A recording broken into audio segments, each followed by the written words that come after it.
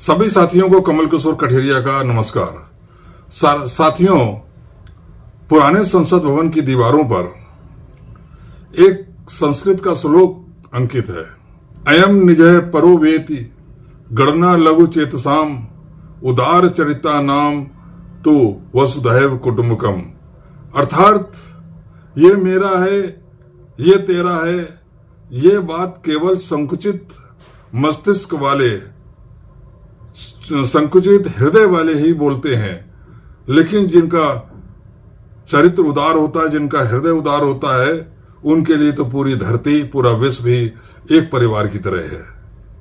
Barack Obama साहब जब America के राष्ट्रपति थे और राष्ट्रपति रहते हुए जब उन्होंने भारत की यात्रा करी और जब वे संसद भवन गए, तब ये श्लोक उन्होंने वहां पर लिखा हुआ देखा।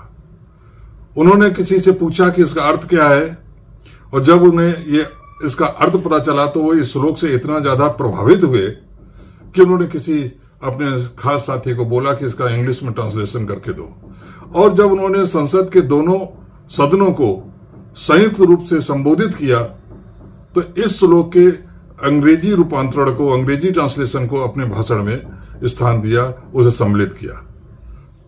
लेकिन क्या में हम धरती को, वाकई पूरे विश्व को हम एक परिवार मानते हैं?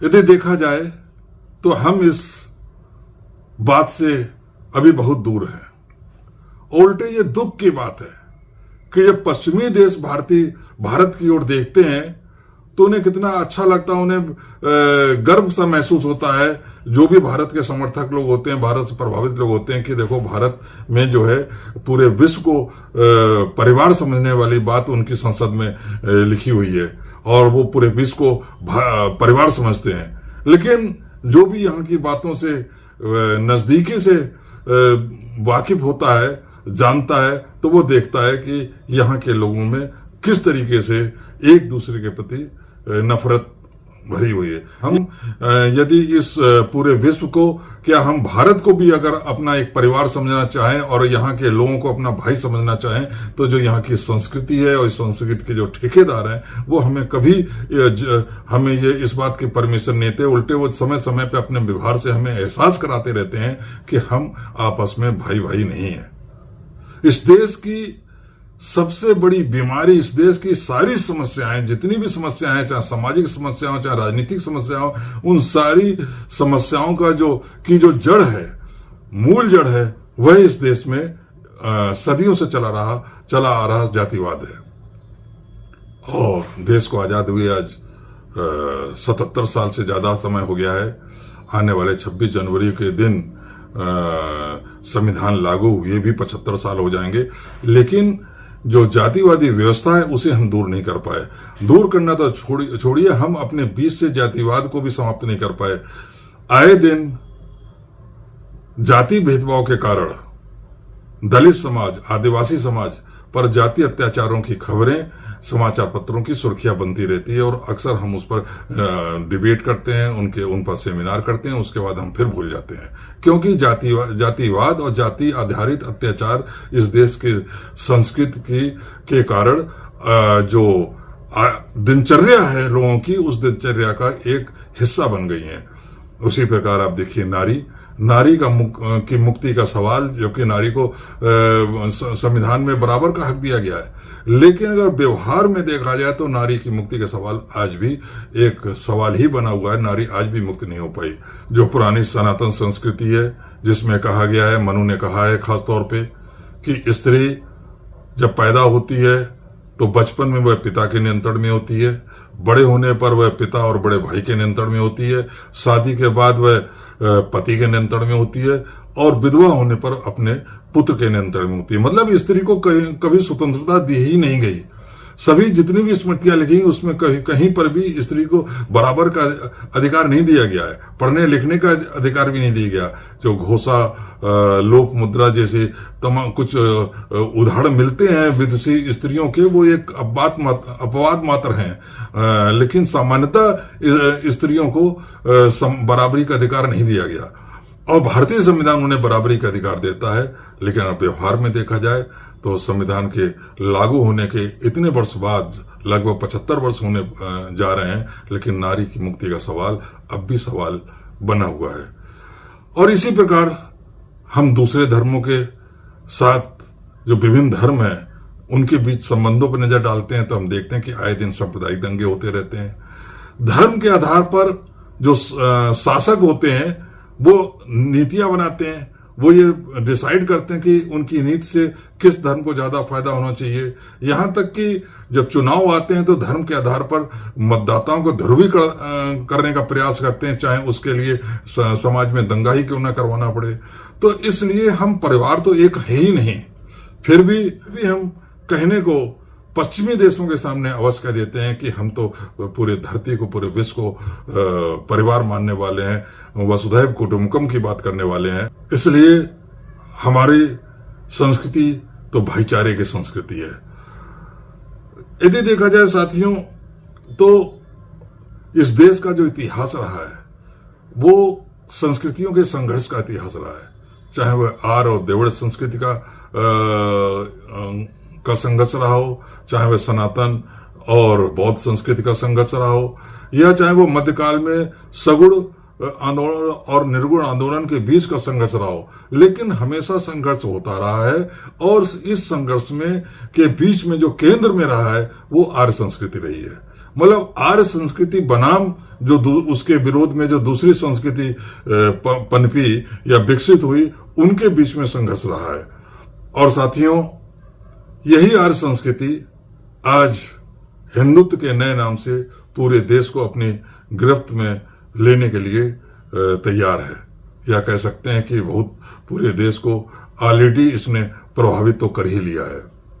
लेकिन जो पुराना संघर्ष रहा है, चाहे वो आर्य द्रविड़ का संघर्ष रहा हो या सनातन संस्कृति और बौद्ध संस्कृति का संघर्ष रहा हो, या सगुण आंदोलन और निर्गुण आंदोलन के बीच का संघर्ष रहा हो, उन संघर्षों में और आज के संघर्ष में एक अंतर है कि आज का जो संघर्ष है उसमें इस देश का जो बहुसंख्यक समाज है, जो कि दलित और पिछड़ी जातियों के रूप में तमाम बटा हुआ है, लेकिन उसके बावजूद वो इस देश का बहुसंख्यक वर्ग है, वह उसी संस्कृति के साथ, जिसने हजारों साल से उसका शोषण किया है, उसी संस्कृति के नए नाम के रूप में जो हिंदुत्ववादी आंदोलन चल रहा है, उस आंदोलन के साथ खड़ा नजर आता है। और ये कहने में कोई अतिशयोक्ति नहीं होगी कि हिंदुत्ववादी आंदोलन यदि सफल हुआ है, जिस सीमा तक भी सफल हुआ है, तो वो इस देश के शूद्र समाज के कारण सफल हुआ है। शूद्र जातियों के कंधों पर चढ़कर उसने सफलता पाई है। अब यहां पर ये प्रश्न उठता है कि आखिर ये हिंदुत्व है क्या? इस देश की बहुसंख्यक शूद्र जातियां, अतिशूद्र जातियां, दलित और पिछड़ी जातियां इसका समर्थन क्यों करती हैं? क्योंकि यदि देखा जाए हिंदुत्व का अर्थ क्या है, तो शब्द से तो शाब्दिक अर्थ से तो ऐसे लगता है कि हिंदू धर्म का जो सार तत्व है वह हिंदुत्व है। जैसे कि पुरुष का सार पुरुषत्व होता है, नारी का सार नारीत्व होता है, वैसे ही हिंदुत्व जो है वह हिंदू धर्म का सार है।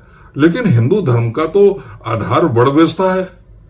हिंदू धर्म का आधार वर्ण व्यवस्था है, वो जाति व्यवस्था है। वही वर्ण व्यवस्था और जाति व्यवस्था जिसके वजह से इस देश के बहुसंख्यक दलित और पिछड़ों का हजारों साल तक शोषण हुआ है।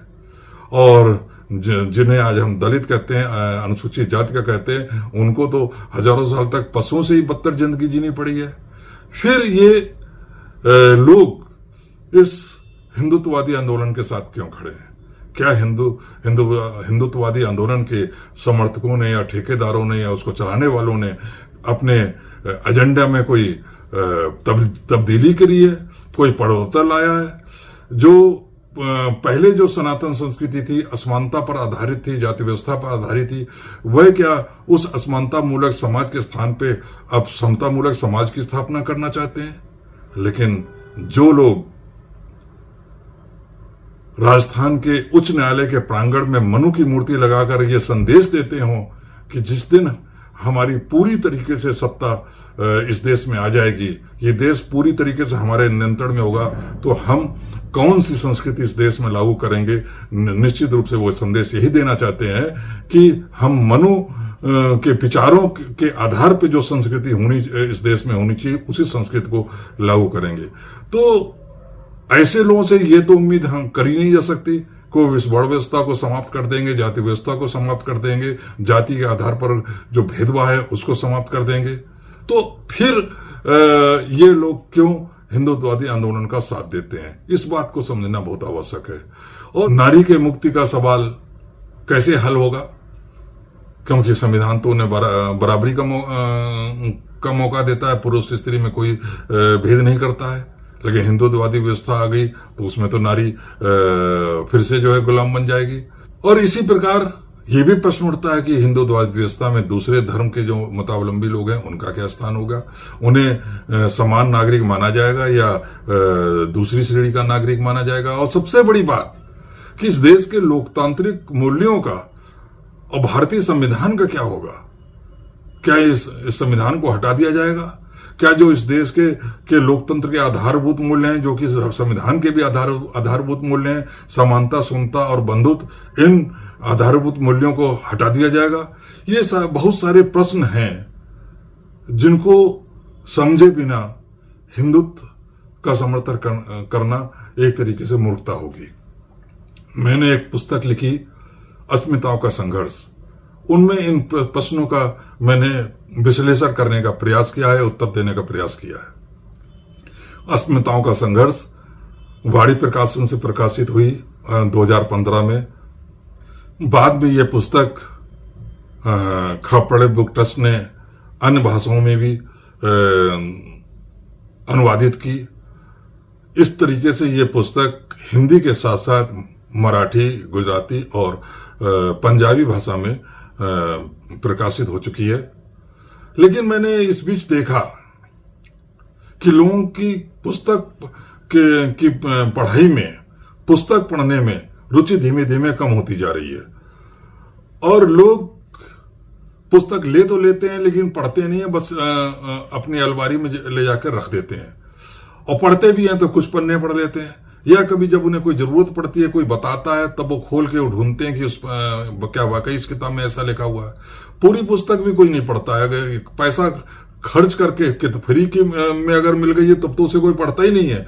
खरीद के लाते हैं तब भी पूरी पुस्तक नहीं पढ़ते हैं। कभी कभी तो 20% भी अगर पढ़ लें, ये भी बहुत बड़ी बात होती है।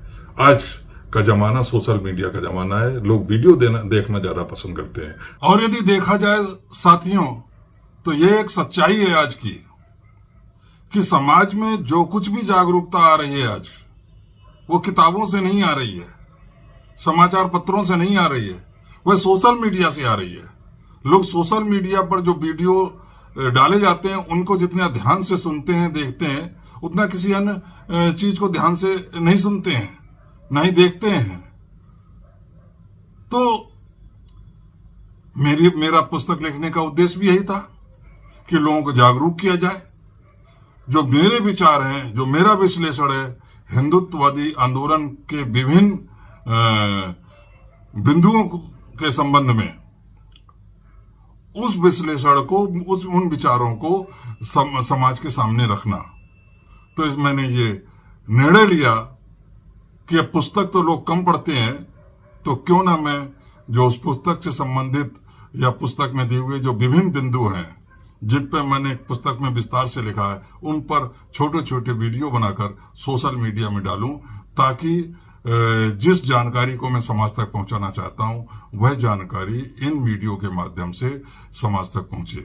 और ये सारे वीडियो जो मेरी पुस्तक है अस्मिताओं का संघर्ष, उसी नाम से ये पूरी श्रृंखला में बनाने जा रहा हूं। अस्मिताओं के संघर्ष के नाम से ये सारे वीडियो होंगे। और आज इस बात की लोगों को जानकारी देने के लिए आज का ये वीडियो बनाया है। एक तरीके से ये भूमिका है आने वाली श्रृंखला की। जय भीम, जय संविधान।